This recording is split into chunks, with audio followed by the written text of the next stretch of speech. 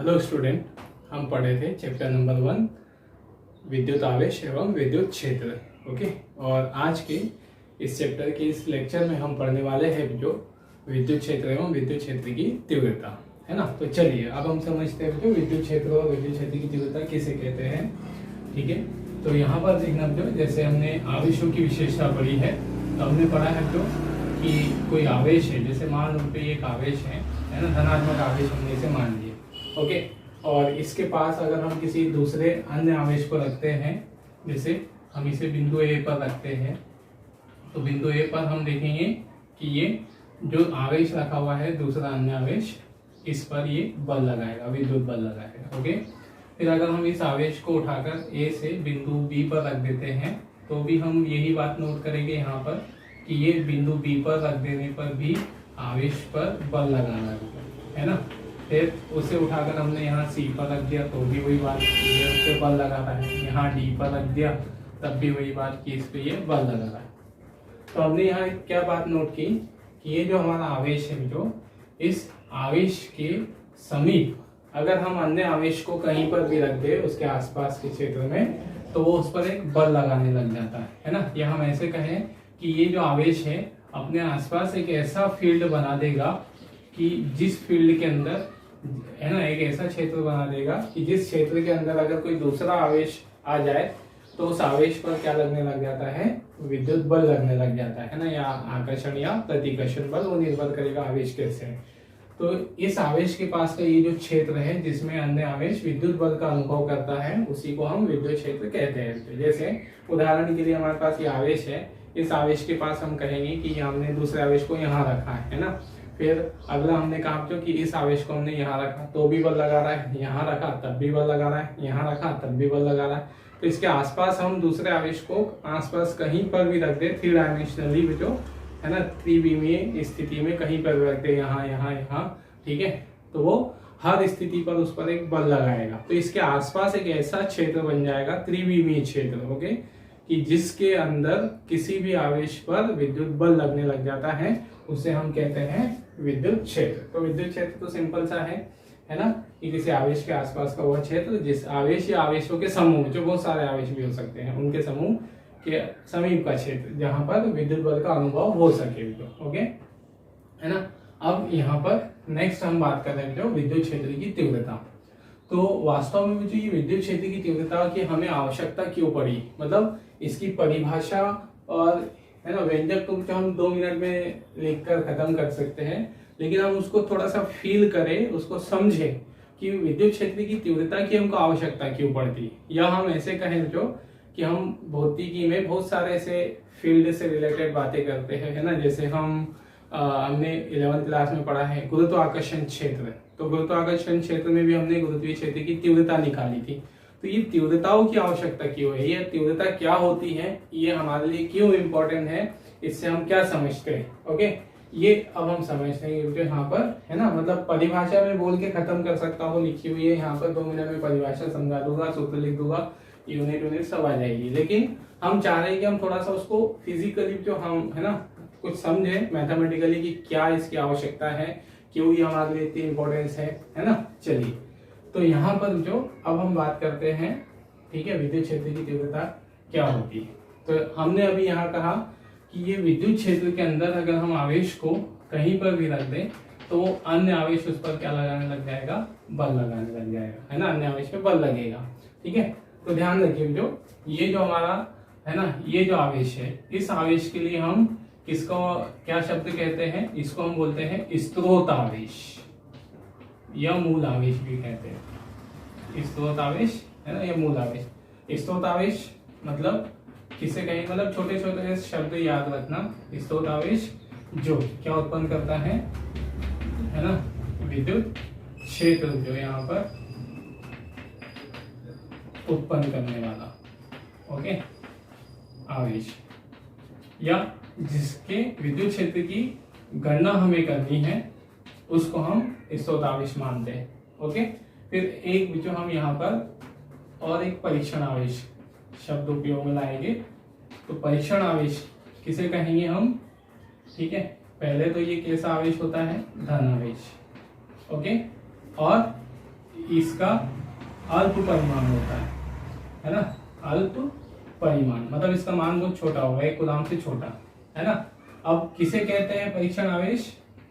जिस पर क्या करना हो, बल या विद्युत क्षेत्र की गणना करनी है, ठीक है, उसको हम क्या कहते हैं? परीक्षण आवेश। तो ये 2 शब्द ध्यान में रखिए। स्रोत आवेश मतलब जिसका विद्युत बल, विद्युत क्षेत्र उत्पन्न करने वाला आवेश, या जिसके विद्युत क्षेत्र की गणना करनी है उसे स्रोत आवेश कहेंगे।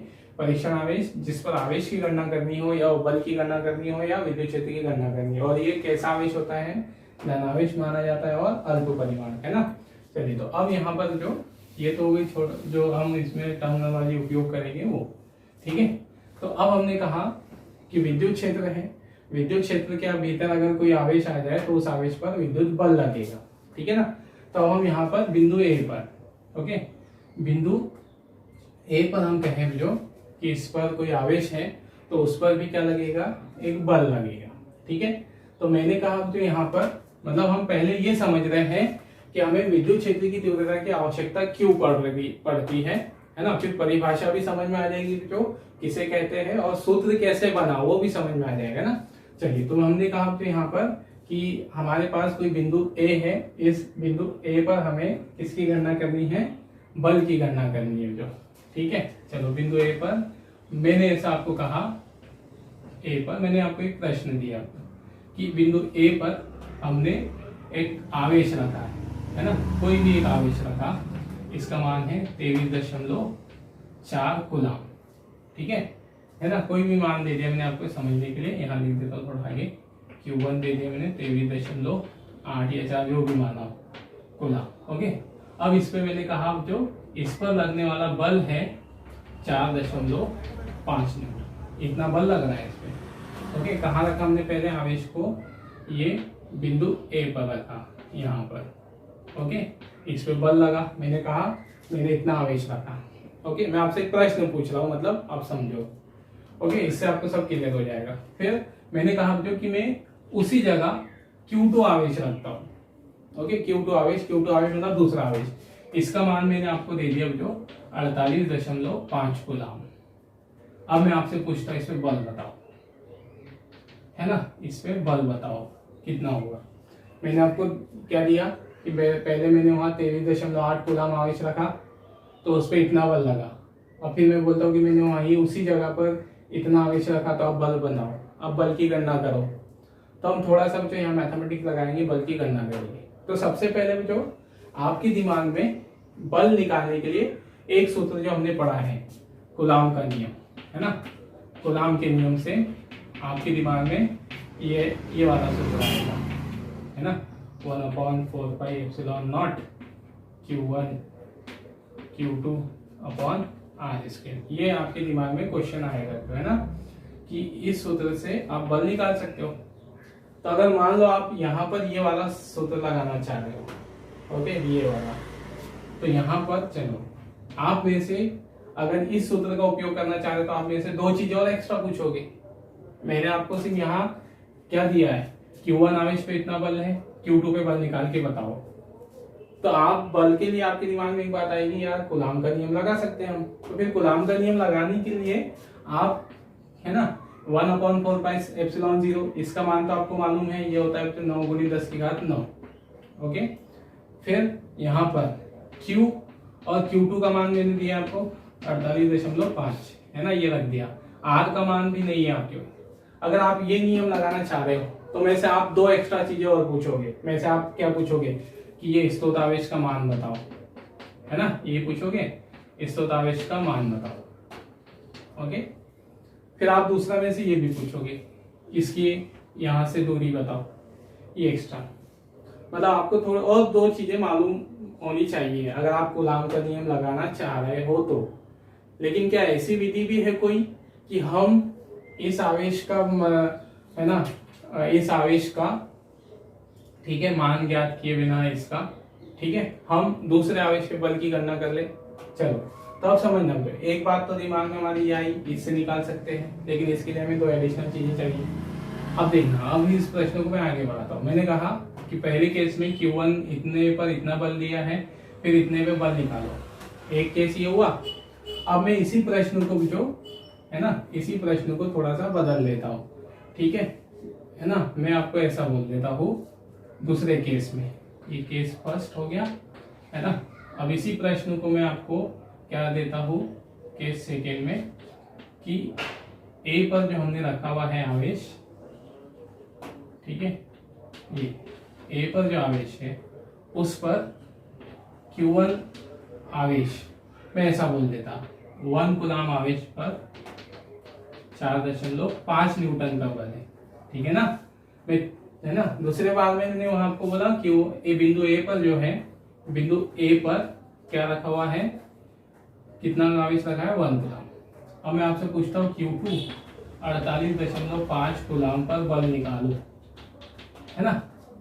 अब आप क्या करोगे, ये दिया है जो मैंने वही बात की कि बिंदु ए पर 1 कूलम आवेश रखा है, तो ए पर रखे हुए अगर हम ए पर इतना आवेश रख दे तो कितना बल लगेगा, आप इसमें बहुत जल्दी से बता दोगे। 1 कूलम आवेश पे कितना बल, 4.5, तो 48.5 पे बल कितना निकालोगे, कैसे निकालोगे। 1 कूलम पे बल लग रहा है 4.5, तो 48 पे कितना लगेगा, 48.5 गुणित 4.5 न्यूटन, है ना। एक पे इतना, एक पे 4.5, तो 48.5 पे इतना गुणा कर दोगे तो आपके पास मान आ गया, है ना। तो यहाँ पर देखिए बेटो, इसमें आपने बहुत शीघ्रता से, ठीक है, आपने क्या कर लिया बेटो, शीघ्रता से बल का मान निकाल लिया। ओके, ये वाले केस आपने यहाँ में से दूसरी चीज नहीं पूछी, Q का मान बताओ, R का मान बताओ, ठीक है ना। मतलब अगर मैंने आपको बल का मान कितने कूलम पर दिया है, 1 कूलम पर दिया है, ठीक है, तो आपने मेरे से यहाँ पर जो स्रोत आवेश था उसका मान भी नहीं पूछा, ओके, और दूसरा जो स्रोत आवेश की उसकी दूरी थी वो भी नहीं पूछी, ठीक है ना। तो फिर इसमें आपने बिना दूसरा एक्स्ट्रा मान लिए बिना सीधे आसानी से मान बता दिया। तो इसमें जो फायदा क्या हुआ हमारा, कि अगर हमको किसी विद्युत क्षेत्र में किसी बिंदु पर बल की गणना करनी हो, जैसे मैं यहाँ बोल देता हूँ, ये बी पर, बिंदु बी पर कोई आवेश है ना, इस पर बल की गणना अगर करनी है ना, जैसे मान लो कोई बिंदु बी है, बिंदु बी पर, ओके, मैंने बोल दिया तो Q1 मैंने वहां रखा कोई आवेश, Q2 रख दिया समझने के लिए, इससे अलग बता रहे कि यहाँ पर 23.5 कूलम आवेश रखा है, उस पे बल निकालो। ओके, तो आप मेरे से वहां क्या पूछोगे, आप मेरे से वहां ये पूछोगे ना कि बी पर 1 कूलम आवेश पे बल कितना है ना। अगर मैं आपको बी पर 1 कूलम आवेश पर बल दे दूं तो आप सीधे गुणा करके बल का मान निकाल सकते हो, जैसे यहाँ किया। ए पर मैंने आपको 1 कूलम आवेश पे बल का मान दे दिया था इतना, आपको मैंने 48.5 पे पूछा, सीधे आपने गुणा कर दिया, आंसर बता दिया, इतना बल आएगा। तो जब भी बेटो मैं विद्युत क्षेत्र में आपसे किसी बिंदु पर बल की गणना करने की बात करूंगा कि बिंदु बी पर है ना किसी आवेश पे बल निकालो, बिंदु सी पर किसी आवेश पे बल निकालो, ओके, तो फिर आप मेरे से वहां क्या पूछोगे, आप मेरे से वहां एक ही बात पूछोगे कि वहां 1 कूलम पर कितना बल है, वहां 1 कूलम पर बल बता दो, ओके, और हम आपको जो आवेश दिया गया है उस पर बल निकाल के बता देते हैं। मतलब हमारे लिए जो गणितीय रूप से आसान कौन सी विधि हुई, कितने आवेश पे मान होना, कितने आवेश पर मान ज्ञात होना, इसमें भी हम निकाल सकते थे। जैसे पहला जो प्रश्न मैंने दिया था आपको, तो इसमें भी जो आप क्या कर सकते थे, बल की गणना कर सकते थे।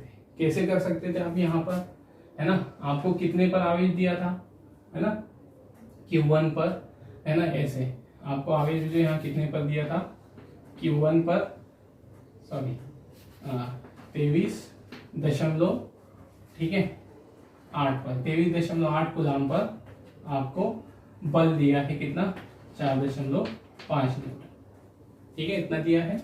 इसका बता रहा हूं अगर ये वाली विधि से हम सॉल्व करते तो, है ना। चलो ये मैं बोलता हूँ कि यहाँ पर अगर 23.8 पे इतना बल दिया है तो फिर आप कितने पे निकालते, पहले 1 कूलम पे। 1 कूलम पे कैसे निकालते आप, 4.5 यूनिट रूल लगाते एकांक नियम, ये 23.8 से भाग दे देते, तो आपको कितने पर आवेश बल निकल जाता, 1 कूलम पे। मतलब 23.8 कूलम पे दिया था, आपने पहले कितने कूलम पे निकाला, 1 कूलम पे। अब कितने पे पूछा गया आपसे, कितने पर बल पूछा गया, 48 पे। 48.5 कूलम पर बल आप निकालने के लिए क्या करोगे, 4.5 23.8 इनका जो मान आएगा उसमें 48.5 से गुणा करोगे। ऐसे ही करोगे ना गणितीय विधि से, थोड़ा गणित भी अच्छा होना चाहिए बच्चों ना फिजिक्स समझने के लिए। तो क्या समझ में आया हमको यहाँ पर, ठीक है। इस वाले को अगर आप सॉल्व करते तो ऐसा करते हैं कि वह 23/8 पे इतना बल दिया है, फिर आपको 48 पे निकालना है, तो पहले कितने पे निकालते आप, एकांक पे। एकांक पे निकालने के लिए 4.5 23, फिर एकांक पर जो बल का मान आता उसमें आप कितने से गुणा कर देते, जितने आवेश से पूछा गया था उससे गुणा करते ना, ऐसे करते ना गणितीय रूप से। तो वास्तव में जो देखो, आपको इस विधि से भी दिया कर सकते थे, लेकिन ये थोड़ी सी लेंथी प्रोसेस हो गई है ना, ये एक लंबी प्रोसेस हो गई। मतलब आप सॉल्व तो कर सकते हो है ना, लेकिन सॉल्व करने के लिए आपको निकालना कितने पर ही पड़ रहा है, 1 कूलम पर ही निकालना पड़ रहा है। मतलब आपको विद्युत क्षेत्र के अंदर किसी बिंदु पर विद्युत क्षेत्र की क्या करना है, विद्युत बल की गणना करनी है किसी आवेश पर। तो सबसे पहले आप कितने कूलम पर ही आवेश निकालना चाहोगे, 1 कूलम आवेश पर, या इसको कैसा आवेश बोल दो, एकांक आवेश पर, है ना। तो एकांक आवेश पर आप बल की गणना या बल का मान चाहोगे। तो अगर आपके पास एकांक आवेश पे बल का मान दिया है तो आप कोई भी आवेश पे बल का मान निकाल सकते हो। मैंने बोल दिया मुझे यहाँ पर एक एग्जांपल, किसी बिंदु बी पर, है ना, मान लीजिए बी पर मैंने 1 कूलम आवेश रखा। 1 कूलम आवेश पे मैं बोलता हूँ जो 9.5 न्यूटन बल है ना। अब मैंने वहां है ना 65.6 कूलम आवेश रखा, तो इस पे बल निकालो। तो इस पे बल निकालने के लिए आप क्या करोगे, सीधे 1 कूलम पे 9.5, 65 पे कितना आ जाएगा, 65.6 गुणित 9.5, ये इस पे बल आ गया, है ना, सिंपल सा है। मतलब हमारे पास अगर विद्युत क्षेत्र में, है ना, क्या ज्ञात करेंगे, सुनना, विद्युत क्षेत्र में हर बिंदु पर आवेश पे बल लगता है। तो अगर हम किसी बिंदु पर बल की गणना करना चाह रहे हो आसानी से किसी भी आवेश पर, तो उस बिंदु पर हमें कितने आवेश पर बल का मान ज्ञात होना चाहिए, एकांक आवेश पर। फिर से समझना क्या कहा हमने, कि मैं आपसे पूछता हूँ जो बिंदु ए पर हम मैंने इतना इतना आवेश रखा उस पर बल निकालो, तो आप में से बिंदु ए पर कितने कूलम पर बल पूछोगे, आसान आपके लिए क्या रहेगा, 1 कूलम पे। मैंने बोला डी पर निकालो, डी पर इतना आवेश रखा हुआ है, इस पे बल निकालो, तो आप मेरे से वहां क्या पूछोगे कि डी पर एकांक आवेश पे बल कितना है। अगर आपको एकांक आवेश में दिया गया तो आप आसानी से गुणा कर दोगे, उसका आंसर निकालोगे। तो यहाँ पर जो हमको क्या समझ में आया कि विद्युत क्षेत्र के भीतर अगर किसी भी बिंदु पर हमें विद्युत बल की गणना करनी है तो उस बिंदु पर हमें कितने आवेश पे बल का मान मालूम होना चाहिए, एकांक आवेश पर। ठीक है, तो ये जो एकांक आवेश पर बल का जो मान है ना, किस पर, एकांक आवेश या 1 कूलम आवेश, एकांक आवेश पर जो विद्युत बल है, इसी विद्युत बल को मैंने क्या नाम दे दिया, हमने क्या नाम दे दिया, जो विद्युत क्षेत्र की तीव्रता।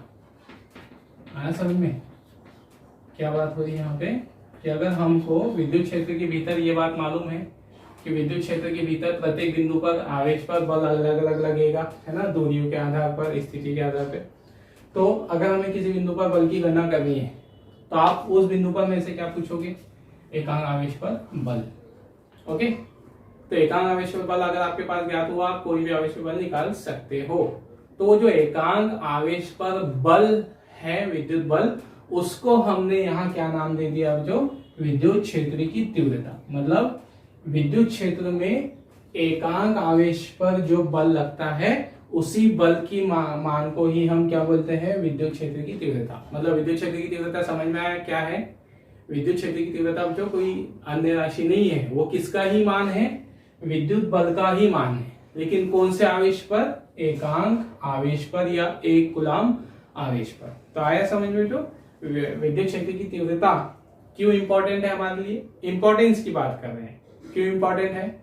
अगर हमारे पास किसी बिंदु पर विद्युत क्षेत्र की तीव्रता मालूम हो, है ना, ई पर, एफ पर, यहाँ विद्युत क्षेत्र की तीव्रता हमें मालूम है जो बिंदु एच पर, तो वहां आपको कोई भी आवेश दे दिया गया हो, आप उस तीव्रता का आवेश में गुणा कर दोगे, जैसे यहाँ किया था। ये किस पर है? 48.5, 4.5 क्या था? कितने आवेश पे बल था ये, है ना, एकांक आवेश पर बल। और इस एकांक आवेश पर आपको जो बल था, आपने उसमें किसका गुणा कर दिया? पूछे गए आवेश का। तो उस आवेश से गुणा कर दो, आपको उस बिंदु पर किसका मान निकल जाएगा? बल का, है ना। आसान तरीका हो गया बहुत। तो हमें विद्युत क्षेत्र की तीव्रता किसी बिंदु पर, विद्युत क्षेत्र में किसी बिंदु पर विद्युत बल की गणना करनी हो, तो उस बिंदु पर हमें आसानी के लिए, सुविधा के लिए किसका मान मालूम होना चाहिए? एकांक आवेश पर विद्युत बल का। यह एकांक आवेश पर विद्युत बल का मान को हम क्या बोल दें? विद्युत क्षेत्र की तीव्रता ज्ञात होनी चाहिए। तो ये इसलिए विद्युत क्षेत्र की तीव्रता इंपॉर्टेंस होती है ना। उसका इंपॉर्टेंस समझ में आया?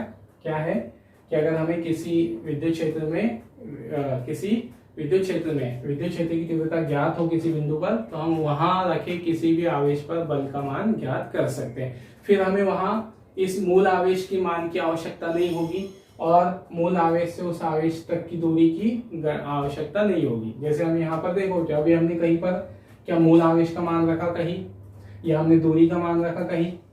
कहीं नहीं रखा। सीधे एकांक आवेश पे जो बल का मान था उसमें हमने दिए हुए आवेश के मान से गुणा कर दिया, हमको बल मिल गया। ना हमको इसकी आवश्यकता थी, ना ही दूरी की आवश्यकता थी, जो किसके नियम के आधार पर लगना होता है? हमको कूलॉम के नियम के आधार पर आवश्यकता पड़ती है।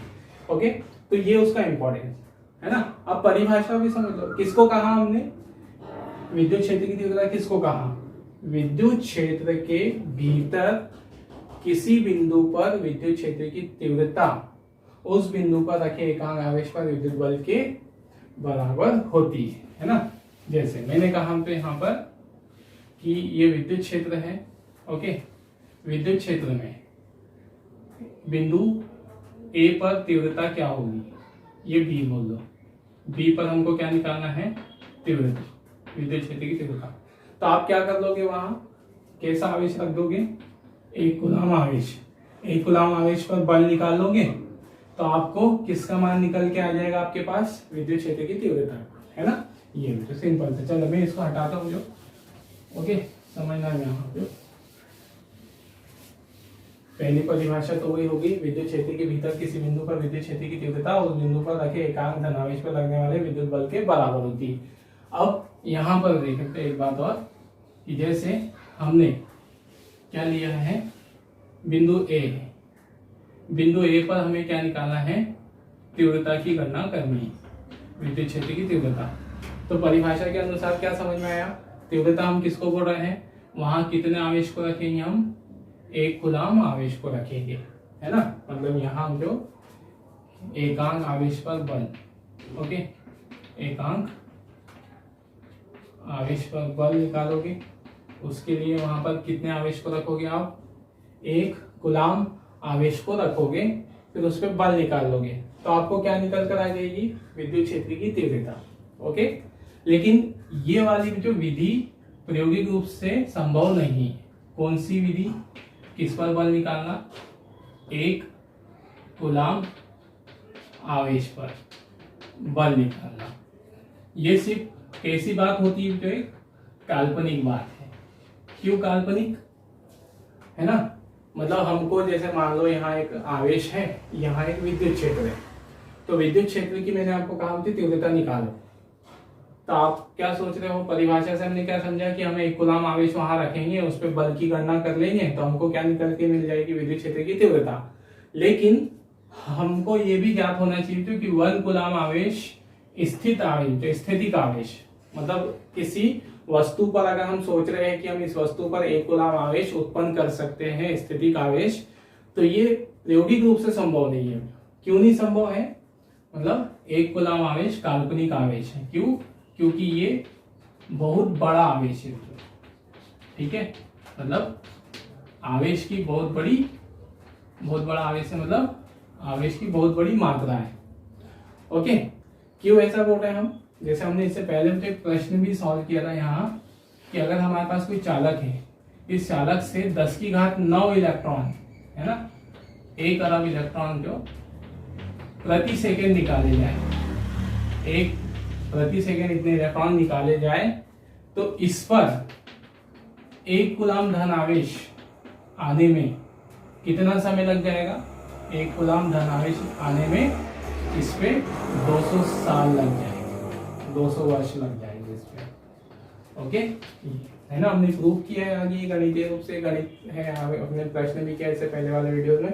तो हमको क्या बात समझ में आई जो कि अगर हम ऐसा सोच रहे हैं कि हमको विद्युत क्षेत्र की तीव्रता निकालनी है, तो हमने एक वस्तु ली, उस वस्तु पे 1 कूलम आवेश उत्पन्न करा और उसको वहां रख के बल निकाल लिया, तो ये वाली विधि प्रायोगिक रूप से संभव नहीं है। क्यों नहीं संभव है? बता चुके हम जो कि 1 कूलम आवेश की बहुत बड़ी मात्रा है, इसको किसी वस्तु पर अगर हमें उत्पन्न करना है तो 200 वर्ष लग जाते हैं, है ना, ये हमने सिद्ध भी किया प्रश्न। तो इसका मतलब जो अगर हम किसी वस्तु पर 1 कूलम आवेश उत्पन्न करना चाह रहे हैं, तो हमें उससे हर सेकेंड 10 की घात 9 मतलब 1 अरब इलेक्ट्रॉन प्रति सेकेंड निकालना है। ये भी बहुत बड़े इलेक्ट्रॉन की मात्रा है।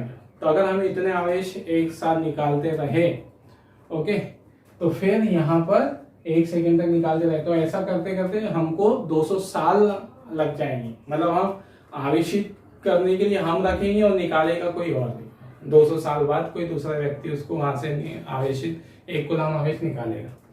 तो क्या समझ में आया हमको कि किसी वस्तु पर 1 कूलम आवेश स्थितिक आवेश उत्पन्न करना प्रायोगिक रूप से संभव नहीं है, क्योंकि 1 कूलम आवेश बहुत बड़ी मात्रा है।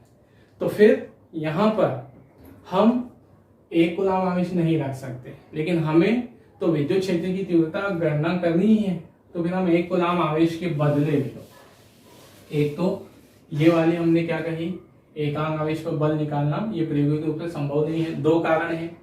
पहला कि 1 कूलम आवेश बहुत बड़ा आवेश, ओके, और दूसरा जो अगर हम 1 कूलम आवेश रख भी देते हैं, मान लो आप कि आपने 1 कूलम आवेश किसी वस्तु पर उत्पन्न कर दिया, तो अगर हमने यहाँ 1 कूलम आवेश उत्पन्न कर भी दिया है एक वस्तु पे और उसको बिंदु ए पर लाके रख भी दिया, तो भी हम इसकी विद्युत क्षेत्र की तीव्रता को सही नहीं माप पाएंगे।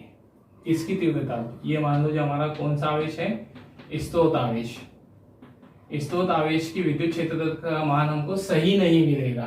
क्यों नहीं मिलेगा सही? ठीक है, सही आवेश का मान क्यों नहीं मिलेगा? ठीक है ना, क्यों? क्योंकि 1 कूलम आवेश जो है बहुत बड़ा आवेश है, वो स्वयं का क्या उत्पन्न करेगा? स्वयं का विद्युत क्षेत्र उत्पन्न करेगा। बड़ा आवेश है तो ये भी अपना विद्युत क्षेत्र उत्पन्न करेगा। मतलब हमें निकालना कौन से आवेश का? ये क्यू आवेश का, स्रोत आवेश का विद्युत क्षेत्र निकालना है। लेकिन है ना, स्रोत आवेश का विद्युत क्षेत्र निकालना है बिंदु ए पर, तो बिंदु ए पर हमने 1 कूलम आवेश लिया, तो ये 1 कूलम आवेश अपना भी विद्युत क्षेत्र उत्पन्न कर देगा।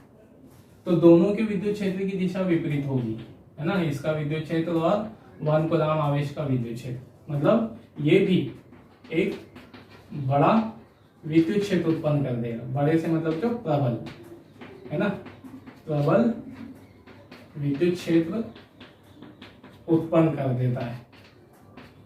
ठीक है, तो इसलिए ये स्रोत आवेश के विद्युत क्षेत्र के मान को प्रभावित कर देगा। तो हम उसके सही मान की गणना नहीं कर सकते। जैसे मान लो इसका विद्युत क्षेत्र कितना है, यहाँ E1 है ना। अब अगर हमने 1 कूलम आवेश रखा तो ये विपरीत दिशा में एक दूसरा विद्युत क्षेत्र उत्पन्न कर देगा। तो ये दोनों एक दूसरे की विपरीत दिशा में होंगे, तो उनका मान आपस में कुछ ना कुछ चेंज हो जाएगा, बदल जाएगा, परिणाम ही बदल जाएगा। तो इसलिए जो हम 1 कूलम आवेश को, है ना, 2 कारणों से नहीं ले सकते। पहला तो क्योंकि बहुत बड़ा आवेश है ना, तो इसलिए हम 1 कूलम आवेश किसी वस्तु पर स्थितिक आवेश उत्पन्न नहीं कर सकते। एक स्थिति ये बोली, या अगर हमने मान लो ले भी लिया तो वो स्रोत आवेश के विद्युत क्षेत्र को क्या कर देगा, है ना, प्रभावित करेगा। तो इसलिए यहाँ पर इन दो कारणों की वजह से यहाँ हम किसका मान नहीं ले सकते, हम 1 कूलम आवेश रख कर विद्युत क्षेत्र की तीव्रता नहीं निकाल सकते। लेकिन हमें तो तीव्रता निकालनी ही है, तो फिर हम यहाँ पर प्रायोगिक रूप से हम 1 कूलम आवेश नहीं रखते, उसके स्थान पर एक कूलाम आवेश के स्थान पर इसको रखते हैं अल्प परिमाण का, ठीक है, परीक्षण धन आवेश रखते हैं। आया समझ में? अल्प परिमाण का परीक्षण धन आवेश मतलब हम एक कूलाम को नहीं रख सकते, तो एक कूलाम से छोटा कोई भी आवेश ले सकते हैं, है ना। एक कूलाम से छोटा कोई भी आवेश ले सकते हैं, ठीक है। और उस पर बल की गणना करके हम क्या निकालेंगे? विद्युत क्षेत्र की तीव्रता। तो विद्युत क्षेत्र की तीव्रता प्रायोगिक रूप से निकालने की ये तरीका है जो कि हम एक कूलाम आवेश के बदले किसको रखते हैं? अल्प परिमाण का परीक्षण धन आवेश रख दें और उसके द्वारा विद्युत क्षेत्र की गणना करें। अब कैसे करेंगे समझना। तो जैसे मान लो जो आपने वहां एक कूलाम आवेश से कम 0.5 कूलाम आवेश रख दिया, है ना, तीव्रता ज्ञात करने के लिए आपने बिंदु ए पर, ठीक है, मैं इसको हटा देता हूँ जो, ठीक है, आपने क्या किया? बिंदु ए पर क्या निकालने के लिए,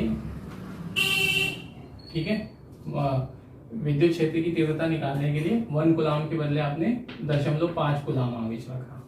ये तो ये रख सकते हैं, मतलब कम आवेश है, छोटा आवेश, तो 0.5 कूलाम आवेश रखा और आपने उसमें बल निकाला कितना? 3 न्यूटन। ओके, 3 न्यूटन बल निकाला। अब मैं आपको बोलता हूं जो कि 0.5 पर आपने निकाला, मैं आपसे बोलता हूं जो कि 23.8 कूलाम आवेश पर बल निकालो। अब क्या करोगे? आपको क्या करना था? निकालना था एक कूलाम पर। आपको मालूम है एक कूलाम आप नहीं रख सकते, आपने 0.5 कूलाम आवेश रखा, उसको रख सकते हो, उस पर बल निकाल लिया 3 न्यूटन। अब मैंने बोला बच्चों कि मैंने बिंदु ए पर 23.8 कूलाम आवेश रखा है, उस पर बल का मान निकाल के बताओ। तो फिर आप क्या करोगे? यहाँ पे आपने रखा है 0.5 न्यूटन, इस पे बल आया, ये आवेश, ये और ये बल, है ना, ये परीक्षण आवेश जो आपने रखा है ना। और हमको इतने बल पर आवेश, इस पर बल चाहिए। तो अब आप क्या करोगे? आपने रखा है 0.5, उस पर लगाया 3 न्यूटन, तो आप यहाँ गणितीय विधि अप्लाई करोगे। आप 0.5 न्यूटन पर आपको, चलिए ये प्रश्न हो गया है ना। अब आप यहाँ हल करते हैं उसको। आपने 0.5 कूलाम पर कितना बल निकाला? 3 न्यूटन, और पूछा कितने पे है? 23.8 पे। तो आप यहाँ क्या करोगे, है ना, पहले तो कितने पे निकालोगे? एकांक आवेश पे। आपको पूछा गया है 1 कूलाम आवेश, है ना, 0.5 कूलाम पे दिया है, आपको एकांक आवेश पे निकालना है। बल कितने पे निकालना है? एकांक आवेश पर। तो आप क्या करोगे?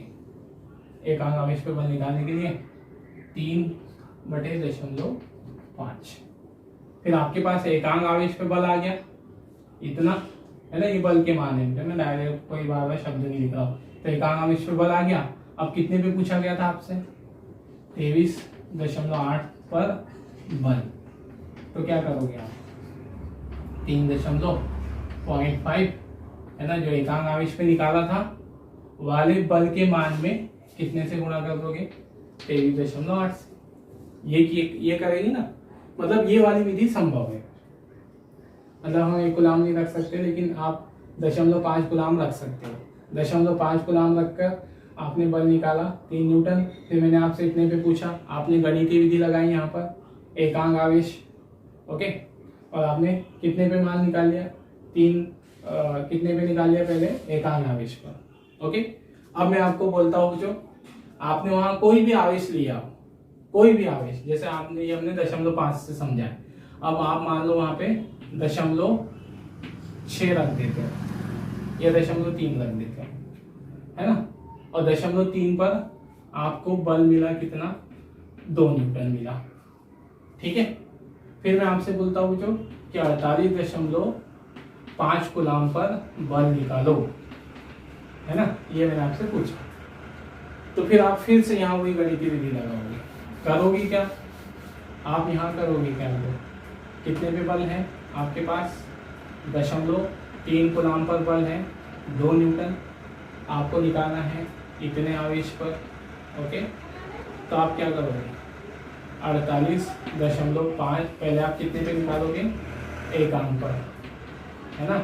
एकांक आवेश पे बल निकालोगे तो एकांक आवेश पे बल कितना आ जाएगा, 2 न्यूटन बटे 0.3 ये आएगा।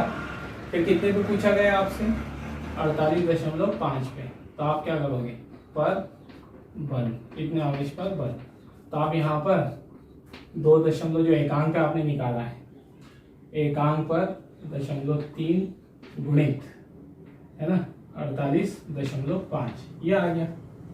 तो आप जो वास्तव में कर क्या रहे हो, हमको तो समझना। सबसे आसान तरीका, सबसे आसान विधि क्या थी कि अगर हमारे पास 1 कूलाम पर हम बल निकाल लिए होते तो हम सीधे 1 कूलाम पर बल निकाल लेते और जितने आवेश पे पूछा गया था उतने से गुणा करते जाते। लेकिन आपको मालूम है कि ये वाली 1 कूलाम आवेश वाली विधि बच्चों संभव नहीं है, तो आप वहां पर अल्प परिमाण का आवेश लोगे।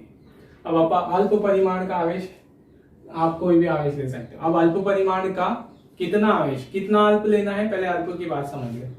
तो हमें यहाँ पे जो इतना कम आवेश लेना है, इतना अल्प लेना है कि अल्प आवेश का विद्युत क्षेत्र किसके विद्युत क्षेत्र को प्रभावित नहीं कर सके, स्रोत आवेश के, है ना। मतलब परीक्षण आवेश का मान इतना अल्प होना चाहिए कि वो किसके विद्युत क्षेत्र को प्रभावित नहीं करे, इस आवेश के विद्युत क्षेत्र को प्रभावित नहीं करे, इतना अल्प होना चाहिए, है ना। जैसे हम शब्द लिख देते हैं यहाँ पे अल्प परिमाण का आवेश, तो अल्प परिमाण का तो कुछ भी हो सकता है, 1 कूलाम से छोटा कोई भी ले सकते हैं हम, 0.5 कूलाम ले सकते हैं, 0.7 कूलाम। तो कितना, तो कितने से समझ में आया कि इतना बड़ा आवेश लेंगे कि उसका विद्युत क्षेत्र स्रोत आवेश के विद्युत क्षेत्र के, है ना, प्रभावित ना कर पाए। ये अल्प की बात हुई। अब मैंने कहा आपको कि अब हम आते हैं विधि पर। आपको 1 कूलाम आवेश पर बल निकालना आपके लिए संभव नहीं है प्रायोगिक रूप से, तो प्रैक्टिकली आप क्या करोगे, वहां पर कोई भी एक आवेश रख दोगे। जैसे हमने यहाँ पहले 0.5 रख दिया, आप एक पहले कोई भी अल्प आवेश रख दोगे और फिर उसकी सहायता से किसी भी दूसरे आवेश पे बल निकालोगे। तो आप हमेशा अल्प आवेश रखा, लेकिन अल्प आवेश रखने के लिए जब भी आप दूसरे आवेश पे बल निकालना चाहोगे तो आपको सबसे पहले किस पे बल निकालना पड़ेगा, एकांक आवेश। भले ही आप कौन सा आवेश रख रहे हो, भले ही आप अल्प आवेश रख रहे हो उस बिंदु पर, लेकिन आपको गणितीय विधि में सबसे पहले हमेशा किसकी गणना ही करनी पड़ेगी, एकांक आवेश पर बल की गणना करनी पड़ेगी। यहां पर भी आप किस पर ही बल निकाल रहे हो, एकांक आवेश पे बल निकाल रहे हो। यहां पर भी आप किस पर बल निकाल रहे हो, एकांक आवेश पर बल निकाल रहे हो, है ना। तो अगर आपके पास जब तक एकांक आवेश पे बल नहीं आएगा, जब तक आप दूसरे आवेश पे बल की गणना नहीं कर सकते। तो चाहे आप अल्प परिमाण का आवेश रखो तो भी आपको कितने आवेश पे बल का मान चाहिए, एकांक आवेश पे बल का मान चाहिए, है ना। तो तीव्रता ज्ञात करने के लिए, किसी विद्युत क्षेत्र में किसी बिंदु पर विद्युत बल का मान ज्ञात करने के लिए आपको सदैव वहां पर कौन से बल की आवश्यकता होगी, एकांक आवेश पे लगने वाले बल की। तो जो एकांक आवेश पे लगने वाला बल है हम कैसे निकालते हैं, आप कोई भी आवेश ले लो, वहां पे कोई भी छोटा आवेश ले लो और उस आवेश पे बल निकाल दो। कैसे निकाल रहे हैं आप देखना, इसको समझना।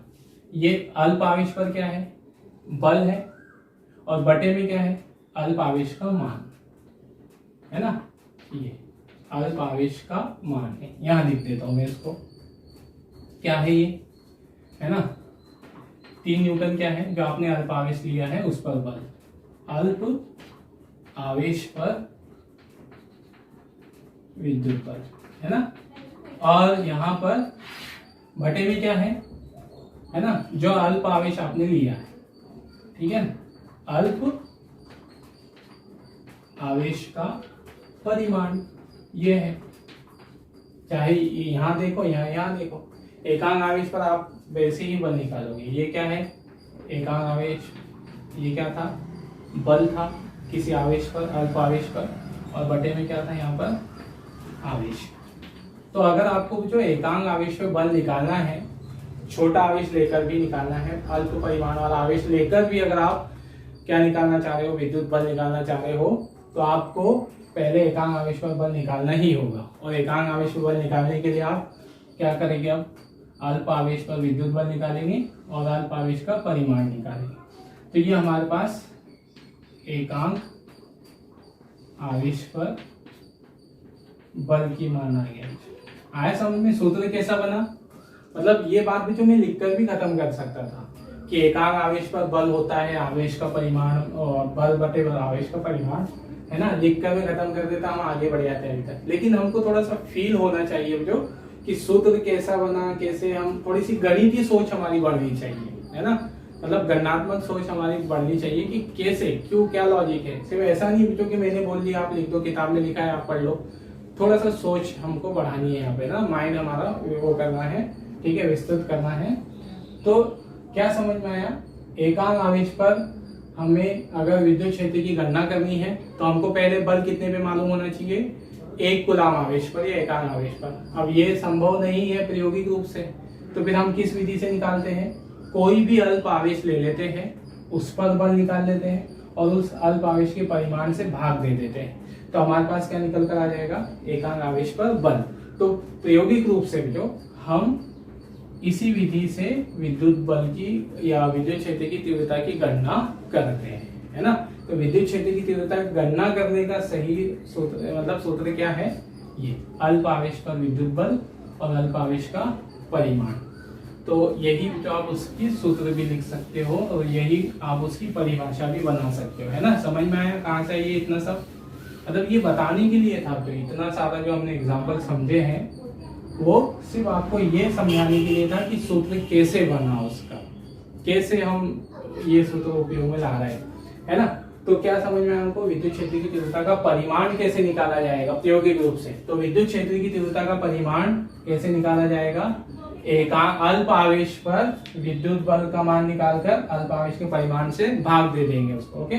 और वही जो हमारे पास विद्युत क्षेत्र का परिमाण मिल जाए। तो यहाँ वही लिखा है, विद्युत क्षेत्र के भीतर किसी बिंदु पर विद्युत क्षेत्र की तीव्रता उस बिंदु पर स्थित अल्प परिमाण के परीक्षण धन आवेश पर लगने वाले विद्युत बल एवं उस परीक्षण आवेश के परिमाण के अनुपात के बराबर होती है ना। और उसी को हम क्या बोलते हैं? एकांक आवेश पे बल।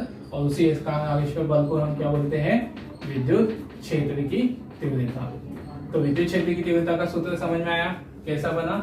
चलो तो अब हम उसे शब्द में लिख देते। ये इतना सब इसलिए बताने के लिए था जो कि विद्युत क्षेत्र की तीव्रता का सूत्र कैसे बना, यहाँ लिख देते। विद्युत क्षेत्र की तीव्रता का समीकरण कैसे बना, सूत्र कैसे बना, तो कैसे बना यहाँ पर, है ना, ये अल्प आवेश, अल्प परीक्षण धन आवेश, ठीक है, परीक्षण धन आवेश पर विद्युत बल, है ना। कहाँ की बात हो रही है? तो ये विद्युत क्षेत्र में, विद्युत क्षेत्र में स्थित किसी अल्प परीक्षण धन आवेश पर विद्युत बल तथा परीक्षण आवेश का परिमाण, ओके, का अनुपात क्या कहलाता है? विद्युत क्षेत्र की तीव्रता। ये मतलब हम आइंदा जब भी विद्युत क्षेत्र की तीव्रता की गणना करना चाहेंगे किसी आवेश के कारण, किसी, है ना, तो हम यही सूत्र उपयोग में लाएंगे। ये उसका गणितीय सूत्र है, ठीक है। चलिए अब यहाँ पर जो ये इतना सब इसलिए बताया कि सूत्र कैसे बना, हमारी सूत्र ऐसा बनाने के पीछे क्या रीजन है, तीव्रता की क्यों आवश्यकता है ना, ये सारी भी, ठीक है। सिर्फ परिभाषा लिख देने और सुन लेने से, है ना, फिजिक्स में मतलब नहीं आता, ठीक है ना। तो इतना सारा डिटेल हमने इसलिए दी। अब यहाँ पर यदि, है ना, किसी परीक्षण आवेश, ओके, परीक्षण आवेश, धन आवेश रहेगा, शॉर्ट में लिख दे रहे हैं, परीक्षण आवेश Q0 पर विद्युत बल कितना है? F, सदिश F है ना। तब विद्युत क्षेत्र की तीव्रता कितनी हो जाएगी?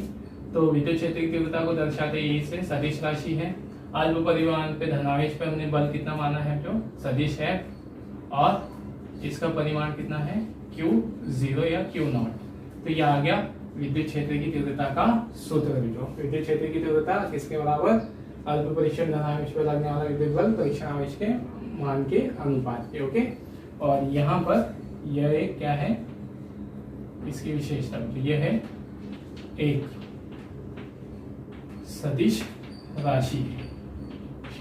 ठीक है, अब इसकी दिशा बतानी पड़ेगी, सदिश है तो इसकी दिशा क्या होगी, सूत्र से समझे। पहले जो वास्तव में विद्युत क्षेत्र की तीव्रता कोई नई राशि नहीं है। विद्युत क्षेत्र की तीव्रता मतलब किस पे लगने वाला बल, एकांक आवेश पर। बल का मान ही है लेकिन कौन से आवेश पर, एकांक आवेश पर। तो वास्तव में ये एकांक आवेश पर लगने वाला विद्युत बल ही है। तो जो विद्युत बल की दिशा होगी वही विद्युत क्षेत्र की दिशा होगी। तो यह एक सदिश राशि है, इसकी दिशा है ना, विद्युत क्षेत्र की दिशा किधर होती है, तो विद्युत क्षेत्र की दिशा विद्युत बल की दिशा में होती है। ओके, विद्युत बल की दिशा में होती है ना।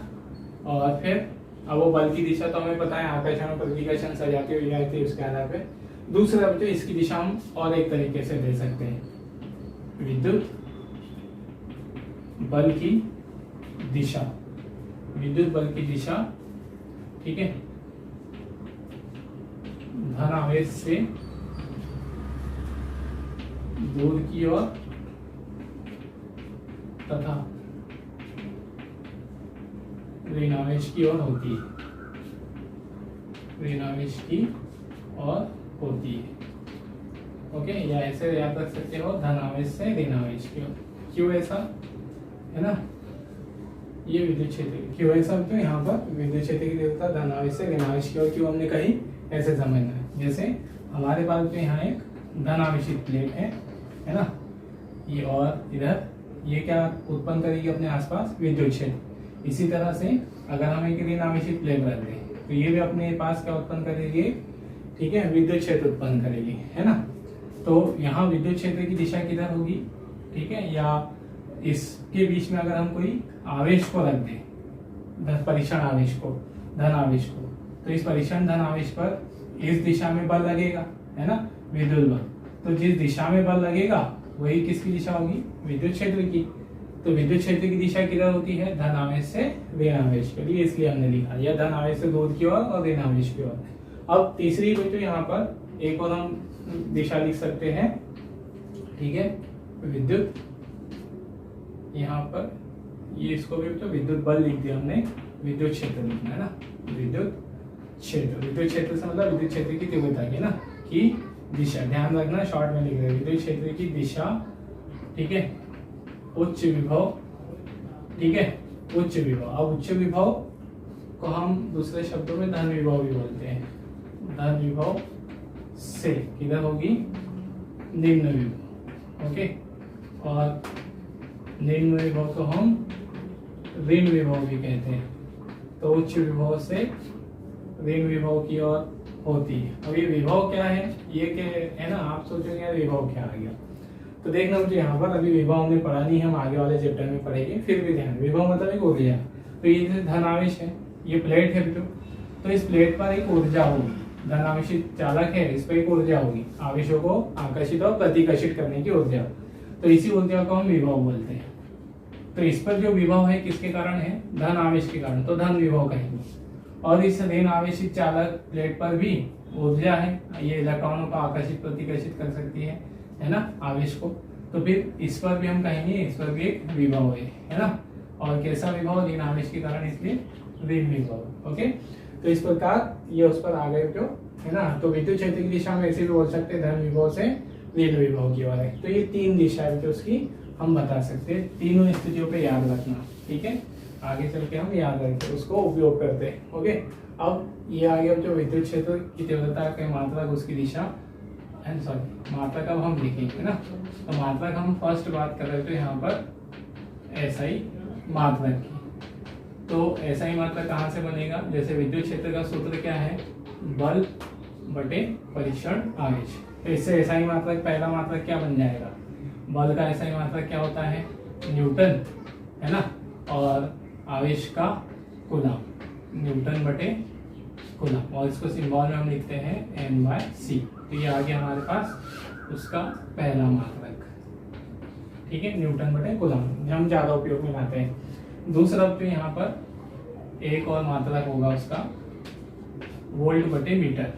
अब आप सोच रहे हो कि फिर से ये वोल्ट बटे मीटर कहाँ से आ गया, है ना। तो अभी भी जो हमने ये वोल्ट और ये सब पढ़ा नहीं है, आगे वाले चैप्टर में आएगा विभव ये सब, तो यहाँ देखना फिर भी समझ लें। तो इसे नेक्स्ट चैप्टर में जो हम विभव का सूत्र एक और पढ़ेंगे। विभव होता है विद्युत क्षेत्र गुणित दूरी के। तो यहाँ से विद्युत क्षेत्र किसके बराबर आया, V/d के। विभव बटे, है ना, दूरी, विभवांतर बटे दूरी। तो विभवांतर या विभव का मात्रक वोल्ट, दूरी का मात्रक मीटर, है ना, ये एक सूत्र से। ठीक है, चलिए अब इसे जो हम मूल मात्रकों के रूप में लिखते हैं, है ना, न्यूटन बटे कूलाम को हम मूल मात्रक के रूप में लिख रहे हैं। ठीक है, मूल मात्रक मतलब मीटर, किलोग्राम, इनके रूप में जो सात हमारे मूल मात्रक होते हैं उसके रूप में। तो न्यूटन जो किसका सूत्र है, बल का मात्रक है। तो बल को हम अन्य मात्रकों में क्या लिख सकते हैं, द्रव्यमान का मात्रक और, है ना, त्वरण का। तो द्रव्यमान का मात्रक हो जाएगा किलोग्राम और त्वरण का मात्रक होता है मीटर बटे सेकेंड स्क्वायर। ठीक है, फिर इसी तरह जो यहाँ पर बटे में क्या है, कूलाम। कूलाम मतलब आवेश की बात हो रही है। आवेश का सूत्र होता है धारा गुणित समय।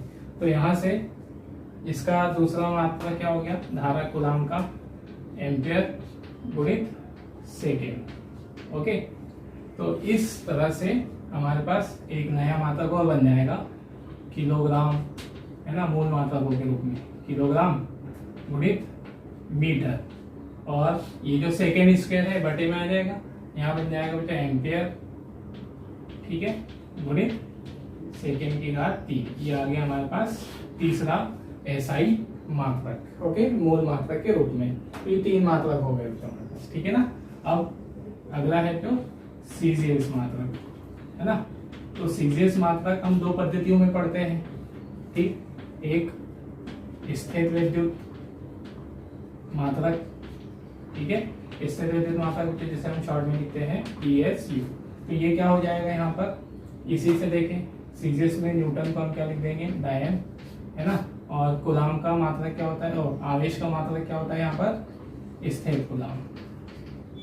ठीक है, ये सीजीएस पद्धति में उसका कौन सा मात्रक हुआ, स्थिर विद्युत। दूसरा जो सीजीएस पद्धति में हम दूसरा मात्रक और पढ़ते हैं विद्युत चुंबकीय मात्रक। ठीक है, तो विद्युत चुंबकीय मात्रक जिसे हम शॉर्ट में लिखते हैं इलेक्ट्रोमैग्नेटिक यूनिट का EMU। ठीक है, अब ये भी क्या हो जाएगा, है ना, ऊपर तो ये रहेगा, तो सीजीएस में बल को डायन लिखेंगे और कूलाम आवेश का मात्रक यहाँ पर क्या हो जाएगा, F कूलाम, आवेश का मात्रक F कूलाम। तो ये हो गया तो सीजीएस पद्धति में उसके 2 मात्रक, विद्युत चुंबकीय मात्रक डायन बटे F कूलाम और स्थिर विद्युत मात्रक डायन बटे स्थिर कूलाम, है ना। अब अगला बारी है किसका, विमीय सूत्र। तो विमीय सूत्र हम उसके कोई भी एक, है ना, मात्रक से निकाल सकते हैं। तो मूल मात्रक वाला ये इससे निकल जाएगा, किलोग्राम के लिए क्या आ जाएगा M, है ना। मीटर के लिए, मीटर मतलब लंबाई है L है, बटे में कौन है, एम्पियर और सेकेंड की घात 3।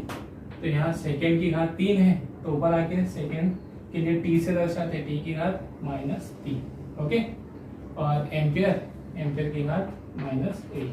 ये आ गया हमारे पास उसका विमीय सूत्र, है ना। तो ये रहेगा जो हमारे पास विद्युत क्षेत्र की तीव्रता, विद्युत क्षेत्र के, है ना, मतलब उपयोगी क्यों है, हमको जब भी किसी फील्ड की बात करेंगे तो विद्युत क्षेत्र की तीव्रता ज्ञात होने से हम किसी भी आवेश पर आसानी से बल की गणना कर सकते हैं, ना।